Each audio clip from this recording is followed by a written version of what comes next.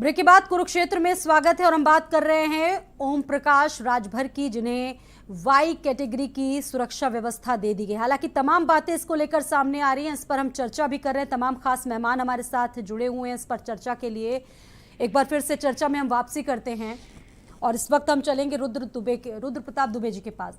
दुबे जी, क्या लगता है आपको, जिस तरीके से तमाम चीजें निकलकर सामने आ रही, बहुत सारी बातें ओम प्रकाश राजभर कहते हैं, अखिलेश यादव कहते हैं, आंकलन करना भी आप लोगों के लिए बहुत मुश्किल हो जाता होगा। स्वाति जी, राजनीति का वर्तमान कभी भी अतीत से कटा नहीं रह सकता।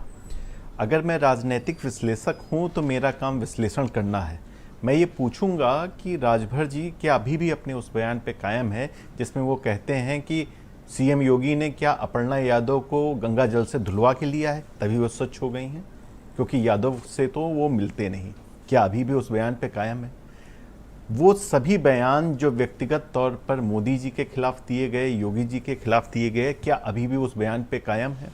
मुझे याद है जब गठबंधन में फूट पड़ रही थी तो सबसे पहले महान दल के केशव मौर्य ने इन पे ही सवाल उठाया था। उन्होंने कहा था कि राजभर जी को जितना पहले अलग कर लें उतना बेहतर रहेगा। संजय चौहान जी ने जो सवाल उठाए थे इस पे ही भी उठाए थे, लेकिन राजभर जी ने न केवल उन जवाबों को दिया बल्कि उन्होंने अपर्णा यादव पे भी हमला किया और उन लोगों पे हमला किया जो गठबंधन पे ऐसा लग रहा था कि हमला करने की कोशिश कर रहे हैं। उतने वक्त गठबंधन के सबसे बड़े झंडा बरदार अगर आज आके सीएम योगी की मेहनत के कायल हो गए हैं तो बदला क्या है? बदला क्या है? जब चुनाव परिणाम आए तो सबसे पहले राजभर जी वो व्यक्ति थे जो कहते थे कि मुझे तो पहले चरण के बाद से पता चल गया था कि भारतीय जनता पार्टी जीत रही थी। तो क्या वो गठबंधन धर का निर्वाह कर रहे थे? वो कह रहे थे ये बात को। दूसरी बात, जिस तरीके से उन्होंने गठबंधन में रहते हुए अखिलेश यादव पे हमला किया तो क्या वो गठबंधन धर का निर्वाह कर रहे थे? और यही क्यों, जब वो सरकार में थे तो वो जिस तरीके से अपने बेटे की शादी में उन्होंने फावड़ा उठा के रोड बनाना स्टार्ट कर दिया था। देखिए, राजनीति एक लंबी प्रक्रिया है, ये आज के हिसाब से नहीं तय होती। आज आपको प्लान करना पड़ता है कल और परसों के लिए। राजभर जी के साथ दिक्कत है कि वो आज को आज ही की तरह जी रहे हैं और ये राजनीति को बहुत छोटा कर रहा है। राजनीतिक विश्लेषक के तौर पे मेरा यही मानना है कि राजनीति को जितना ज्यादा आप नैतिकतावादी बना पाए, हालांकि ये संभव नहीं है उस ढंग से, लेकिन इतना तो संभव रखिए कि लोग हंसे ना। जी ठीक है। आशुतोष वर्मा जी कह रहे हैं कि अभी भी वो थोड़ा सॉफ्ट है। आशुतोष जी, अभी भी आप उन पर थोड़ा सॉफ्ट है, कुछ भी ऐसा वैसा बयान देने से बच रहे हैं। हालांकि बहुत सारी बातें वो अखिलेश यादव के लिए कह चुके हैं। अखिलेश यादव के लिए उन्होंने ये भी कहा कि वो एसी से नहीं निकलते। बहुत सारे चुनाव उन्होंने लड़े लेकिन वो जीत नहीं पाए। सीधा सीधा सवाल अखिलेश यादव के नेतृत्व पर ही उन्होंने खड़ा कर दिया है। आशुतोष, देखिए स्वाति जी, एक तो माननीय अखिलेश यादव को समझने के लिए थोड़ा और समय देना चाहिए था राजभर जी को। जब देश में सबसे बड़ा गठबंधन बहुजन समाज पार्टी और समाजवादी पार्टी के बीच में हुआ तो कई लोग इससे परेशानियां हुई, कई लोगों को, भारतीय जनता पार्टी तक के लोगों को परेशानियां हुई। और वो गठबंधन जब खत्म हुआ उसके बाद कभी भी माननीय अखिलेश यादव ने एक बार भी बहन कुमारी मायावती जी के खिलाफ एक शब्द भी नहीं बोला। लोगों ने बहुत सी बातें करी, अपने तरीके होते हैं राजनीति में। और आज हम फिर से कहते हैं कि समाजवादी पार्टी के राष्ट्रीय अध्यक्ष अखिलेश यादव को राजनीति में कभी भी आप गलत शब्द बोलते हुए या किसी के खिलाफ बोलते हुए नहीं सुनेंगे। वो जानते हैं कि उनकी विचारधारा क्या है, उनको लड़ाई कैसी लड़नी। हम ये बात मानते हैं कि इस समय ठीक नहीं है, हम उतनी सीटें नहीं जीत पाए, हम अपनी सरकार नहीं बना पाए, लेकिन शायद लोकतंत्र का ये तरीका होता है कि अगर हम आज सबसे बड़े मजबूत विपक्ष के साथ में खड़े हुए हैं, 47 सीट से हम बढ़ के आके हम 111 पे अपने दम पे खड़े हुए, तो कहीं ना कहीं लोगों ने वोट दिया है। वोट का डिफरेंस हुआ है, 50 लाख के डिफरेंस से सरकार हटी हुई है। तो मुझे नहीं लगता है कि इतना ज्यादा घबराने की जरूरत है। यही लोकतंत्र के तरीके हैं। अब राजभर जी को अगर कोई और रास्ता अच्छा लग रहा है या कोई और लोग ज्यादा मधुर लग रहे हैं तो वो उनकी पार्टी है, उनके तरीके हैं। आशुतोष जी, लेकिन सवाल ये भी है, जिन 111 लोगों की आप बात कर रहे हैं उनमें से भी कुछ 7 से 8 ऐसे विधायक हैं जिन्होंने क्रॉस वोटिंग कर दी है। ये भी आपके लिए घबराने वाली बात है? नहीं, देखिए स्वाति जी, एक तो पहली बात की राष्ट्रपति चुनाव में व्हिप जारी नहीं होता है, इसलिए पार्टी के ऊपर ये कभी दबाव नहीं होता है कि अपने विधायकों को पकड़ के बोले कि नहीं आपको यहाँ पे देना है। नंबर 1, ये आप कभी तरीके से नहीं कह सकती कितने विधायकों ने कहाँ पे क्रॉस वोट किया है, कितने लोगों ने इस दल से किया, कितने लोगों ने उस दल से किया है। तो ये अक्सर चलता है। और अगर राष्ट्रपति चुनाव का विश्लेषण देखें, यहाँ पे दो बड़े पत्रकार हैं। आज मैं विश्लेषण एक पढ़ रहा था, यशवंत सिन्हा जी अब तक के राष्ट्रपति चुनाव के सबसे ज्यादा अपोजिशन में पाने वाले वोट के साथ में रहे हैं। कल तक तो ऐसा माहौल बनाया जा रहा था कि विपक्ष खत्म हो गया है। आज जब आकलन किया गया तो देखा गया उनको विपक्ष से बहुत ज्यादा वोट मिले हैं, अभी तक इतने वोट किसी को नहीं मिले हैं। तो ये इस तरीके से एक शब्द में बोल देना, ऐसी राजनीति नहीं होती। मुझे लगता है थोड़ा धैर्य रखना चाहिए, हम लोगों को काम करना है। ये समय है जब हम लोगों को अपनी गलतियां, जिन सीटों पे हम हारे, क्या वजह रही, संगठन को कैसे सुधारा जाए, आगामी लोकसभा चुनाव की क्या तैयारी करनी है, इस पे फोकस करना है। भारतीय जनता पार्टी दूसरे फोकस में रहती है। वो रहती है कि आपके पास जितनी भी चीजें हैं वो दूसरों को तोड़ के कैसे अपने हिस्से में लेके आए। उसके लिए वो कुछ भी कर सकती है, वो कहीं भी लोभ दे सकती है, प्रलोभन दे सकती है, सेंट्रल एजेंसीज का इस्तेमाल कर सकती है, और वो कर रही है। मुझे लगता है यहाँ चट्टान की तरीके से मजबूत रहने की जरूरत है, और अपने विपक्ष को मजबूत बनाने के लिए हमें एक बार नहीं 100 बार सोचना चाहिए कि ये कहीं ना कहीं भारतीय जनता पार्टी की तरीके हैं। वो उनके खुद की पार्टी अपनी नहीं है, वो दूसरे के लोग लेके अपनी पार्टी बनाते हैं, प्रलोभन देते हैं, किसी पे प्रेशर करते हैं, और उनके प्रलोभन में कुछ लोग आ भी जाते हैं। आशुतोष जी, मुझे लगता है कि राजभर जी बड़े नेता है, मैं इस तरह के शब्द नहीं यूज करूंगा, लेकिन नहीं, उनकी बात नहीं हो रही। बहुत से ऐसे नेता हैं, बहुत से ऐसे नेता हैं जो अवसरवादिता का कह सकते हैं शिकार हो जाते हैं कई बार। अभी रुद्र प्रसाद जी ने बताया ना, आपको बताया कि क्या नरेश अग्रवाल जी ने किया, क्या माधवराव सिंधिया ने किया, या क्या किसी ने किया, क्या जगदम्बिका पाल ने किया। तो ये चलता है अपने साथ में। भारतीय जनता पार्टी इसको अंगीकरण करती है, करने दीजिए, उसका काम है। हम समाजवादी हैं, हम लोगों की अलग विचारधारा है। ठीक है, कृष्ण मोहन जी इसका जवाब दीजिए। देखिए क्या है, एक रामचरितमानस में कहा गया है, जाकी रही भावना जैसी हरि मूरत देखी तिन तैसी। जिसकी जैसी भावना होती है, जिस प्रकार का, उसी प्रकार का उसका कर्म होता है। तो ये जो खुद को कहते हैं कि हम समाजवादी हैं, समाजवादी लोग हैं, इसके अभी आज शिवपाल जी भी समाजवादी है। उन्होंने कहा कि जो वास्तविक में सच्चा समाजवादी है वो यशवंत सिंह को वोट नहीं करेगा। आज उनके स्टेटमेंट है। और इन्होंने कहा कि भारतीय जनता पार्टी के पास अपना नेतृत्व नहीं है। तो मैं इनको बता दूं कि भारतीय जनता पार्टी के पास 2 सांसद हुआ करते थे, और आज देश में सर्वाधिक सांसद वाला दल है, क्योंकि हम कार्य में विश्वास रखते हैं, जनता के सेवा में विश्वास रखते हैं, हम जन जन तक पहुंचने में विश्वास रखते हैं। और 365 दिन 24 घंटा भारतीय जनता पार्टी के कार्यकर्ता और जनता की सेवा में, देश के नागरिकों की सेवा में लगा रहता है, तब जाके भारतीय जनता पार्टी खड़ी होती है। ये वो लोग जो क्षेत्र की राजनीति करते हैं, जाति की राजनीति करते हैं, संप्रदाय की राजनीति करते हैं, और समाज को बांटकर कभी संप्रदाय में कभी जात में ये वोट लेते रहे आज तक। परंतु देश की जनता ने देखा कि इस देश के 70 वर्षों में किस तरह से जाति धर्म पे बंटकर इस समाज का, भारत का जितना नुकसान हुआ, इसकी भरपाई बस एक तरह से हो जा सकती है कि एक अखंड भारत और एक साथ भारतीय जनता पार्टी जो निष्पक्ष और ईमानदार पार्टी है, उसका वोट करके देश का विकास कराया जा सकता है। और हुआ वही 2014 में, जब देश की जनता ने देश के यशस्वी प्रधानमंत्री आदरणीय नरेंद्र मोदी जी पर विश्वास किया, तो 14 का विकास जो घर घर तक पहुंचा। हम 17 में जीते, उत्तर प्रदेश में आए, रिएक्शन ले लेते हैं आशुतोष जी से, उसके बाद सुनील जी के पास जाएंगे और फिर नवेद जी से इसका 19 में लौटे तो दुगना तेजी से विकास हमने किया। तो हम 22 में भी जीतकर एक बार तय कर दिए कि उत्तर प्रदेश की जनता और देश की जनता का विश्वास भारतीय जनता पार्टी में, और देश और उत्तर प्रदेश का ये नजदीकियां जो चल रही है ओम प्रकाश राजभर की, कृष्ण जी, ये नजदीकियां जो चल रही हैं, इस पर आपने स्पष्ट तो अभी कुछ किया नहीं है। ठीक है, बहुत सारी बातें हो सकता है पर्दे के पीछे चलती हो। ठीक है, आशुतोष जी क्या कहना चाह रहे हैं इस पर? स्वाति जी, ये अपने आप में सबसे बड़ा झूठ है कि भारतीय जनता पार्टी सबका साथ, सबका विकास और जातियों की बात नहीं करती। मुझे याद है, इसी गोमती नदी के किनारे झूलेलाल मंदिर के बगल में, अगर आप सब लोग लखनऊ के बारे में जानते हैं, तो 2017 से सुनील बंसल जी ने बड़े बड़े कैंप लगाए थे। भारतीय जनता पार्टी चौरसिया समाज, भारतीय जनता पार्टी यादव समाज, भारतीय जनता पार्टी कुर्मी समाज, भारतीय जनता पार्टी निषाद समाज, भारतीय जनता पार्टी ब्राह्मण सभा, भारतीय जनता पार्टी क्षत्रिय सभा, मतलब कोई ऐसी जाति जो पता भी नहीं थी, उसके भी सम्मेलन कर करके लगाए। उसके बाद आपने अनुप्रिया पटेल को जब लिया अपना दल में, तो यही समझाया कि देखिए ये यादव जो है आपके लिए, आपके खतरनाक हो गए हैं, पिछड़े वर्ग में सारी मलाई ये खा गए हैं, उनको लेके आए। जब प्रवीण निषाद हमारे वहां सांसद थे और जब उन्होंने योगी आदित्यनाथ को हराया, जब उनकी सीट को जीते, तब उन्होंने उनको समझ में आया कि ये निषाद समाज से आते हैं, इनको भी लेके आओ। और इसी तरीके से जब ये अब बाकी जातियों के भी डोरा डाल रहे हैं, तो भारतीय जनता पार्टी हर समय फूट डालो और राजनीति करो के हिसाब से चलती है। वो तोड़ती है लोगों के बीच में। आपने जब देखिए, चाहे इनको महाराष्ट्र की सरकार बनानी हो, चाहे मध्य प्रदेश की सरकार बनानी पड़ रही हो, चाहे इनको क्या कहते हैं किसी और प्रदेश की सरकार बनानी हो, ये मुख्यमंत्री तक को फोड़ने की तैयारी में रहते हैं।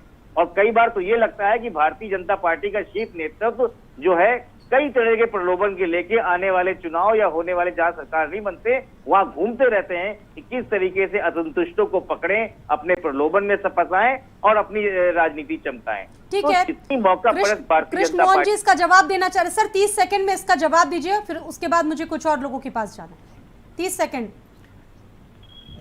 देखिए क्या है, इन्होंने अपने शब्दों में ही सारा जवाब दे दिया। इन्होंने कहा कि भारतीय जनता पार्टी कहती है कि यादवों का विकास हुआ। साहब, भारतीय जनता पार्टी नहीं कहती है, ये आप कहते हैं। और वास्तविकता है इस उत्तर प्रदेश की कि आप एक जाति विशेष की राजनीति करते थे और एक जाति विशेष का विकास करते थे, और भारतीय जनता पार्टी ने सारी जातियों को जोड़कर एक जगह लाकर खड़ा कर दिया और कहा हम भारत के लोग, हम भारत के लोग। इस चर्चा को आगे बढ़ाना है। ठीक है, आप लोग के पास वापस आएंगे। सुनील अरवंशी जी से भी एक प्रतिक्रिया हम ले लेते हैं पहले। और देश के नागरिकों को जातीय स्तर पर बांटने का किसी ने काम किया तो समाजवादी पार्टी ने किया।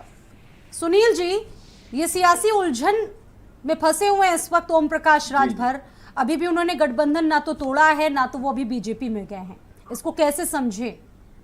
आगे का भविष्य क्या होगा अभी? जी नहीं, बीजेपी में जाने का और गठबंधन तोड़ने का कोई सवाल यहाँ उठता ही नहीं है। यहाँ तो जिस लड़ाई को लड़ने के लिए माननीय अखिलेश यादव जी के साथ में हम हैं, तो अब माननीय अखिलेश यादव जी बताए ना। अब बहुत से प्रवक्ता माननीय अखिलेश यादव जी की पार्टी के, तो वो तो किस तरीके की बयानबाजी कर रहे हैं ना। वो कहते कि हमें, उनके प्रवक्ता आकर कहते कि हमें आपकी सलाह नहीं चाहिए, हमें आपकी वोट नहीं चाहिए। तो अब ये माननीय अखिलेश यादव जी तय करें कि भाई आखिर हमको आप रखना चाहते या नहीं रखना चाहते।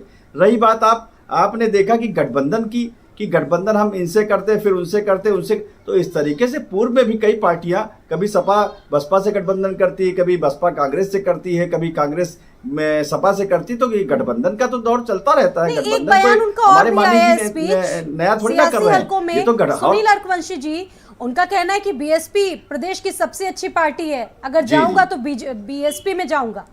ये भी बात वो कहते हैं। सीएम की भी वो तारीफ करते हैं। ये तो सही बात वो कह रहे हैं। उनका कहने का मकसद उनका, हाँ तो देखिए, जिस नेता का जो काम होता है और अगर वो तारीफ करने वाली बात होती तो उसमें कहने से कोई मतलब थोड़ी ना कि नहीं हम उनकी तारीफ नहीं करेंगे, हम उनके लिए नहीं बोलेंगे। तो जिन नेता ने जो अच्छे काम किए उनकी तारीफ करना अच्छी बात है और करनी भी चाहिए, और ये हमारे नेताजी लगातार करते रहते हैं। ठीक है, लेकिन समाजवादी पार्टी से आपका तालमेल इतना खराब हो चुका है कि अब साथ रहना भी मुश्किल दिख रहा है फिलहाल। तो सुनील जी, अब समाजवादी पार्टी असल में थोड़ा सा दिक्कत ये हो गई। समाजवादी पार्टी नवरत्न की पार्टी में जो रखे हुए हैं उनकी ही बात सुनने का काम करते हैं माननीय अखिलेश जी। जो अगर वो उनकी बातों से थोड़ा हटकर जो सहयोगी दल हैं उनकी भी बात सुनने का काम करे तो समाजवादी पार्टी बहुत बेहतरीन तरीके से काम करेगी। समाजवादी पार्टी के साथ में रहकर अच्छा सा चुनाव लड़ा जा सकता है। मगर अब समाजवादी पार्टी में जो नवरत्न है वो सिर्फ माननीय अखिलेश यादव जी उन्हीं की बात सुनते हैं, उन्हीं की बात मानते हैं, उन्हीं की ही राय लेते हैं। इसलिए ये सब दिक्कतें आ रही है। जो अगर हमारे नेता की राय लेने का काम किया होता तो शायद इस तरीके की कोई दिक्कतें नहीं आती। ठीक है, इस पर आशुतोष जी से जवाब लेंगे, लेकिन पहले नवेद जी की एक प्रतिक्रिया हम यहाँ पर ले लें। नवेद जी क्या कहेंगे इस पर? देखिए, बात साफ है, हम लोग एक चीज़ भूल रहे हैं। राजभर जी की तमाम पुराने स्टेटमेंट हम लोग याद कर रहे हैं, लेकिन एक हम भूल रहे हैं। विधानसभा चुनाव से पहले लगातार विवादों में और विवादित बयान और तमाम उनकी बाइट चलती रहती थी। उन्होंने एक, जब इधर उधर वो भाग रहे थे, हर के पास जा रहे थे, ओवैसी के पास जा रहे हैं, फला नमाका ये वो, रोज उनकी बाइट चलती थी और रोज वो अलग अलग तरीके से लोगों से मिलते थे। एक बार उन्होंने साफ बयान दिया था, हमें उसे नहीं भूलना चाहिए। उन्होंने कहा, हाँ मैं हर जगह जाता हूँ, मैं भाजपा भी जाता हूं, सपा भी जाता हूं, बसपा भी जाने की कोशिश करता हूं, कांग्रेस से भी मेरी बात होती है और जो भी छोटे मोटे दल है मैं हर तरफ जाता हूं और मैं कहीं भी जा सकता हूं। उन्होंने साफ तौर से कहा। उन्होंने कहा कि भाई हमारा एक उद्देश्य है और हमारा लक्ष्य है, जो बार बार वो कहते हैं पिछड़ों की लड़ाई। वो कहते हैं पिछड़ों की लड़ाई, उत्तर प्रदेश में उनको न्याय नहीं मिलता है, उनके हक के लिए हमारी एक फेरिस्त है कि ये होना चाहिए, वो होना चाहिए। अगर आप विपक्ष में हैं तो वो ये कहते हैं कि अगर सरकार हम बनाएंगे तो ये सारी चीजें लागू हों, और अगर भाजपा से वो बात करते हैं तो ये कहते हैं कि ये चीजें हमारी शर्तें आप मानिए, आप जैसे, मतलब उनकी कंटेंट ये है उनकी बातचीत का कि आप जैसे भी हो, आपको मैं बुरा कह चुका हूं, आप मुझे गाली दे चुके हो, उससे कोई मतलब नहीं। हम अपने समाज के लिए लड़ रहे हैं और समाज के लिए हम कोई भी समझौता करने को तैयार है। ये बातें वो मुझे लगता है फिर दोहराएंगे, और अगर वो भारतीय जनता पार्टी के साथ जाते हैं तो वो ये कहेंगे कि कोई रास्ता नहीं था, हमें अपने समाज को आगे बढ़ाना। भाजपा सत्ता में है, ताकत में है, उनसे लड़ने के लिए कोई मजबूत विपक्षी दल नहीं है, लगातार वो सत्ता में। हमें अपने समाज को न्याय दिलाने के लिए और हमें अपनी बातों को लागू सरकार में कराने के लिए हमने समझौता किया है। हम भाजपा के साथ इस शर्त से जाए हैं, और अगर वो शर्त पूरी नहीं हुई तो फिर निकल के भाग जाएंगे। वो ये डंके की चोट पे मुझे लगता है बहुत तेज तर्रार और बहुत खुले दिल के ये नेता हैं, और मुझे लगता है कि इस तरह का उनका बयान है। लेकिन एक बात को मैं कहना चाहूंगा, समय कम है। देखिए, एक चीज को हमें नहीं भूलना चाहिए कि राजनीति में और जंग में सब कुछ जायज है। जो वर्मा जी कह रहे थे, डॉक्टर आशुतोष कह रहे थे, मैं इनकी बात उनको एक चीज याद दिलाना चाहता हूं कि छल कपट, धोखा देना, प्रलोभन देना, तोड़ना जोड़ना, मैं याद दिलाना चाहता हूं विधानसभा चुनाव से 2 महीने पहले अखिलेश यादव पूरी खड़ी फसल काटे दे रहे थे भारतीय जनता पार्टी के, जोड़ तोड़ के मैच्योर परिपक्व बड़े बड़े जाति के नेताओं को, जो मंत्री थे, उनको तोड़ के ला रहे थे। उसको भी तो प्रलोभन कह सकते हैं कि एक माहौल बन गया था, समाजवादी पार्टी सरकार बना रही है, सब वहां से भगदड़ मच गई थी, हेडलाइन चल रही थी, हम लोग चर्चा कर रहे थे, भाजपा में भगदड़ मच गई, समाजवादी पार्टी आगे बढ़ी, बड़े बड़े नेता आ गए। उसको भी तो कह सकते थे कि हर आदमी स्टैंड्स होते हैं, आप में जितनी ताकत है, अगर जिस पार्टी में जितनी ताकत है वो दूसरे अपने प्रतिद्वंदी को तोड़ने की कोशिश करेगा। ये शह और मात का खेल है। बिल्कुल सही बात। बिल्कुल। आशुतोष जी, एक सवाल उठाया था अभी यहाँ पर सुनील जी ने कि आप अपने नवरत्नों से ऊपर उठकर क्यों नहीं देखते। कुछ ऐसे लोग हैं जिनके इर्द गिर्द ही आपकी सियासत घूमती है, कुछ चेहरे ऐसे हैं जिन पर हमेशा फोकस रहता है, आप आगे क्यों नहीं बढ़ पाते उन चीजों से, सवाल है। नहीं, मुझे नहीं पता ये कौन से नवरत्नों की बात ये लगातार बोली जा रही है, और जिस तरीके के एक अलग अलग लोगों का नाम उठा रहे हैं। देखिए, भारतीय जनता पार्टी जिस तरीके से जाल बिछाती है, मुझे दुख है कि बाकी विपक्षी पार्टी उनके जालों में फंस जाती है। हर आदमी जो पार्टी चलाता है उसके साथ में कुछ उसके जो है सहयोग करने वाले, कुछ राय देने वाले, कुछ सीनियर, कुछ पुराने नेता होते हैं। मैं तो जब भी देखता हूँ प्रदेश अध्यक्ष को, राष्ट्रीय अध्यक्ष को, वो हर समय सैकड़ों की तादाद में लोगों से मिलते हैं, वो सबसे मिलते रहते हैं। ये पता नहीं कहाँ से आवाज आती है कि वो एसी कमरे में बैठे हुए हैं। आप अखिलेश यादव की पिछली आप नवेद जी का एक सवाल है, क्या उन नवरत्नों का जिनका जिक्र आप कर रहे हैं, क्या आप भी उन नवरत्नों में शुमार हैं? नवेद जी का सवाल। आशुतोष जी बहुत मानते हैं, अध्यक्ष जी आपको बहुत मानते हैं, सुना कि नवरत्नों में आप भी हैं। नहीं, देखिए, आपका राय मशवरा चलता है। देखिए, मुझे कोई नवरत्न नहीं, मैं एक समाजवादी पार्टी। आप डॉक्टर हो, सर्जरी करने का हुनर भी सिखाते हो पार्टी में, ये भी सुनने में आया है। नावेद जी, मैं एक समाजवादी पार्टी का सच्चा सेवक हूं। मैं एक तरीके से काम करता हूं, अपनी बात रखता हूं, बिना किसी डरे अपनी बात रख सकता हूं, बस ये मैं कह सकता हूं। लेकिन मैं पार्टी के बारे में किसी को राय देने लगूं और वो राष्ट्रीय अध्यक्ष मानने लगे, ये मेरे लिए बहुत बड़ी बात होगी। मतलब ये सपनों में भी नहीं सोचा सकता है। लेकिन मैं जानता हूँ कि समाजवादी डॉक्टर साहब, हम लोग प्रकाश राजभर जी की बात हो रही है, हमको तो आपको तो वोट की भी जरूरत थी भाई, कि हमारा विपक्ष में जो माननीय यशवंत सिन्हा जी आए थे तो प्रेस कॉन्फ्रेंस करेंगे। अब एक विपक्षी दल को, एक विपक्ष में जो हमारे माननीय जयंत चौधरी जी है उनको तो बुला लेते हैं। अब डॉक्टर साहब, हमारे भी राष्ट्रीय अध्यक्ष जी को बुलाना चाहिए था, हमारे भी माननीय विधायक जी को बुलाना चाहिए था, और जो राय दी थी तो उस पर विचार करना चाहिए था, कम से कम बैठकर बात करनी चाहिए थी। ओम प्रकाश राजभर जी की बाइट उठा लें, प्रेस कॉन्फ्रेंस उठा लें, अगर बयानों की फहरिस्त में जाएंगे तो इतने बयान हैं कि हमारा गिनना मुश्किल हो जाएगा उन्होंने किसको क्या कहा था और किस लफ्जों में कहा था, वो भी अलग बात है। बात यहाँ पे ये है कि प्रधानमंत्री मोदी जी ने बहुत अच्छा प्रतीक सेट किया था कि आप बुके लेके जाएं, तो उसकी जगह उन्होंने एक फूल अलाउ किया था। उन्होंने कहा था खर्चा कम होता है, ये खर्चे वाली जरा काम ये वाइस सिक्योरिटी और जेट सिक्योरिटी पे भी कर देना चाहिए। जिस तरीके की बढ़ रही है, जिन लोगों को जरूरत है उनको ही देना चाहिए। जन नेताओं को जो जनता के बीच से आते हैं, उन्हें लगातार रहते हैं, और कोई इतना बड़ा खतरा ना हो जहां पे आतंकवादी घटना जैसे शामिल हो, तो वहां पे 16-17 पुलिसकर्मियों की एक साथ ड्यूटी लगा देना, थोड़ा इस पे भी ध्यान रखना चाहिए। जी, कंगना को भी एक समय पर ये सुरक्षा मिली थी आपको शायद। ठीक है, आप सभी का बहुत बहुत शुक्रिया, धन्यवाद इस चर्चा में शामिल होने के लिए। हमला हुआ, गाजीपुर में हमला हुआ। सर, हमारे पास समय नहीं है, वक्त इजाजत नहीं दे रहा आगे बढ़ने की। इसी के साथ कुरुक्षेत्र में इतना ही, दीजिए इजाजत।